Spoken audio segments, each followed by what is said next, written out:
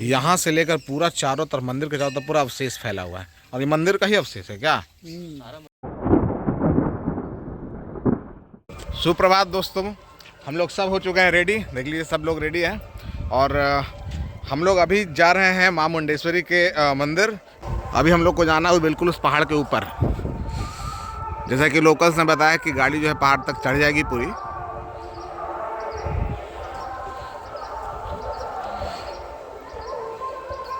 हम लोग रात में ठहरे थे इस जगह पर, काफ़ी अच्छा था, मतलब सस्ता है, अच्छा है हमारे लिए। और चलिए अब मैं आपको रास्ते का दिखाता हूँ, मतलब पहाड़ी रास्ते होंगे, मज़ा आएगा अभी चढ़ने में। थोड़ी थोड़ी ठंड है, बहुत ज़्यादा नहीं, जितनी होनी चाहिए थी उतनी नहीं है। चलिए, बोलिए माँ मुंडेश्वरी की जय।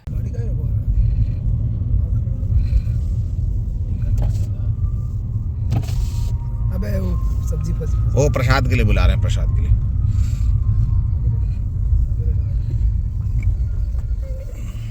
यहाँ हम लोग रुके हैं प्रसाद लेने के लिए। यहाँ प्रसाद दुकान है। हालांकि पूरे रात प्रसाद की दुकानें आपको मिलते जाएंगे। सुबह के लगभग 6:30 बज रहे हैं, और सुना है कि यहीं समय आरती होती है ऊपर, तो हम लोग चाह रहे हैं कि हम लोग आरती में ही सम्मिलित हो जाएं और उस जो आनंद है उसका वो ले सकें। चलिए देखते हैं, अगर सौभाग्य मिला तो हम लोग सम्मिलित जरूर होंगे, बाकी ईश्वर की कृपा। एक ही जगह लेना, एक ही जगह लेना ना, एक ही जगह लेना ना। तुमको एक बात पता है, भारत का प्राचीनतम मंदिर है। अच्छा, ये पूरे भारत का सबसे प्राचीन मंदिर है माँ मुंडेश्वरी। यूट्यूब में देखा था ना, गूगल वगैरह भी दिखाता है। ये कैमूर पहाड़ पर, कैमूर पहाड़ी पड़ती है आपके बिहार के साउथ ईस्ट में, साउथ वेस्ट में, और वहाँ पर ये मंदिर है। विंध्यन पर्वतमाला, मुझे लगता है कि उसी का एक्सटेंडेड पार्ट है जिस पर ये अवस्थित है मंदिर।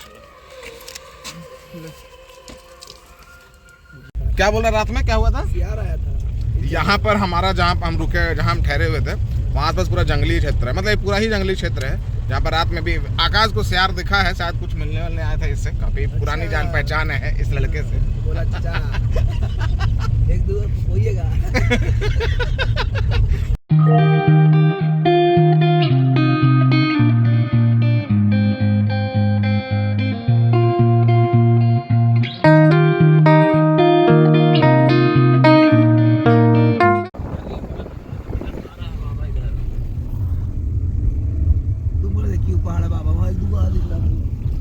अरे भाई साहब, आकाश बाबू यही ना बोलते हैं, की रोड है यार, बड़ा रोड है एकदम। जिंदगी का मजा तो हम ले चुके चुन्नी बाबू, अब तो बस धड़कनों का लिहाज करते हैं। अरे और क्या करें इस कमबख्त जमाने वाले को, जो आखिरी सांस पर भी ऐतराज करते हैं।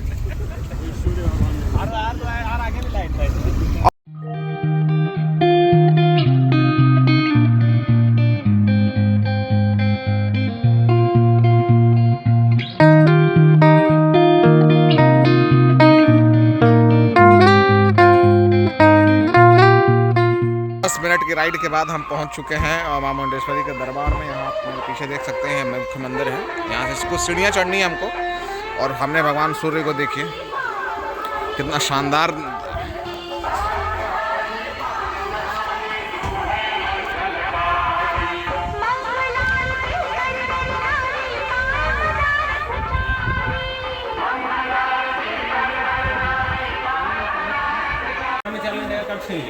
यहाँ कुछ सीढ़ियाँ हैं, लगभग नीचे बताया गया कि लगभग 70 सीढ़ियाँ हैं, जो चढ़ हमको जान। देखिए कई सारे बंदर हैं।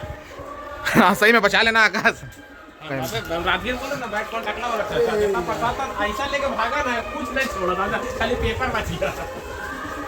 जल्दी जल्दी आ जाओ।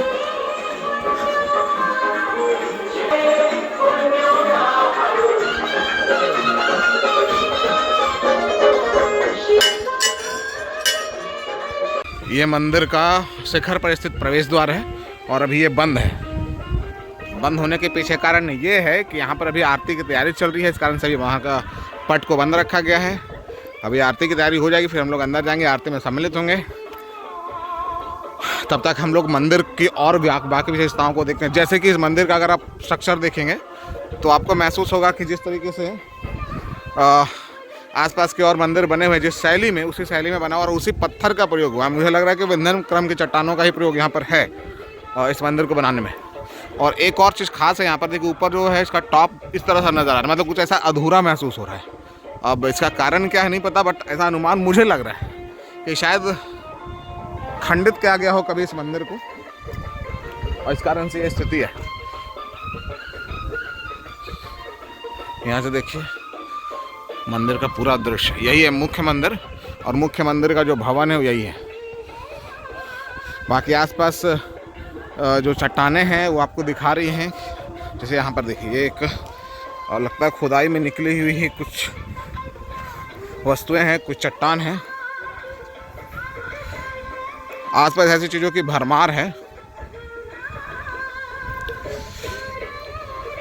उत्खनन कार्य काफ़ी बड़े स्तर पर हुए यहाँ पर, देखिए भग्नावशेष कई शायद मंदिरों के भवन के बिल्कुल सजे पड़े हैं।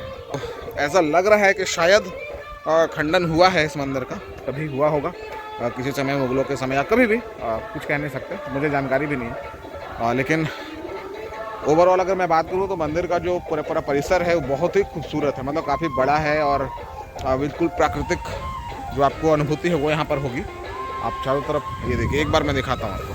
तो हम लोग अभी आए थे और ये पूरा मंदिर परिसर काफ़ी खूबसूरती से इसको मेंटेनेंस का जो रख रखाव है बहुत ही शानदार है।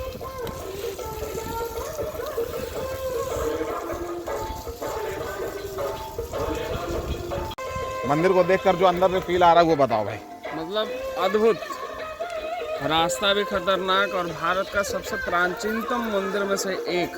अभी हम लोग अंदर नहीं जा पाए हैं, अंदर जाने के बाद बाकी बातें होंगी। हमारी पूजा बहुत ही अच्छे से हो गई। आरती शुरू हुई तो हमने प्रवेश किया अंदर, और प्रवेश करते ही जो सबसे पहले आपकी नज़र पड़ती है वो पड़ती है भगवान भोलेनाथ का शिवलिंग है, जो कि महाकाल उस पर अंकित है, महाकाल के रूप में, और बहुत ही विशाल शिवलिंग है जिसके ऊपर जो है वो शेषनाग जी वो छत्र के रूप में वहाँ पर अवस्थित हैं।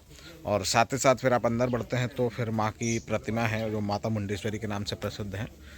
अंदर जाने पर आपको एक अलग ही अनुभूति होती है, और चूँकि होता है आरती के समय सारे जो वाद्य यंत्र है वो बज रहे हैं, एक बड़ी असीम शांति का अनुभव होता है। एक बात और मैं बताना चाहूँगा कि जैसे आपने शायद ये बात कहीं नहीं सुनी हो, यहाँ पर जो बलि प्रथा है यहाँ की वो अहिंसक बलि प्रथा है। यहाँ पर पंडित जी ने बताया कि यहाँ पर जो भी बलि की जो भी मन्नत मांगते हैं वो अपना लेकर आते हैं, और उसको पंडित जी जो हैं वो सामने एक जगह है, एक स्थान है, उसके लिए वहाँ पर उसको लिटाया जाता है, और लिटाते के साथ ही वो बिल्कुल ही अचेत अवस्था में आता है, उसका चैतन्य जो हो चला जाता है।